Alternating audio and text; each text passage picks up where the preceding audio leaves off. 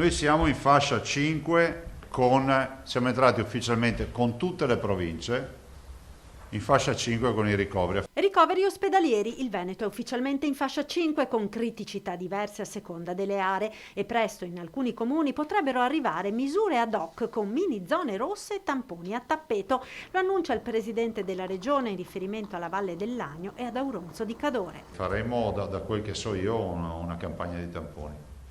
Invece nelle valli su, ne abbiamo parlato stamattina, nelle valli su della Valle del Lagno, e stiamo ancora attendendo perché ci sono nuovi dati che sembrano darci un trend diverso, in diminuzione.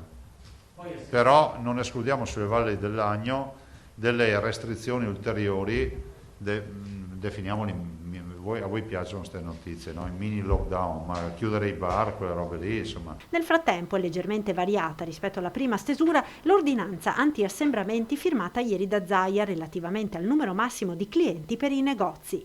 Tutte le strutture con più di 40 metri quadri hanno un cliente ogni 20 metri, esclusi i dipendenti e gli operatori da questo calcolo.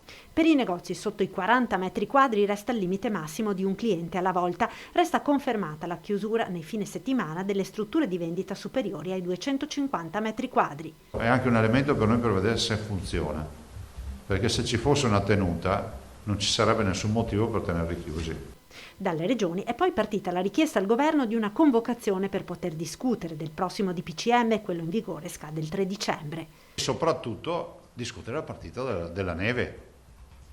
Il tema della montagna invernale, davanti a notizie che si rincorrono di apertura dell'Austria, di apertura della Svizzera e quant'altro, si fa fare la figura veramente della periferia, dei dimenticati. Infine la questione scuola, con la notizia che circola da qualche ora di una riapertura delle superiori a dicembre. Io non sono contro la scuola in presenza, così evito anche qui un flusso di messaggi, però dico semplicemente che ormai la letteratura scientifica ci dice che i cluster più importanti sono stati messi in piedi dei grandi diffusori che sono i ragazzi, che sono sostanzialmente tutti asintomatici ma hanno cariche virali molto spesso elevate.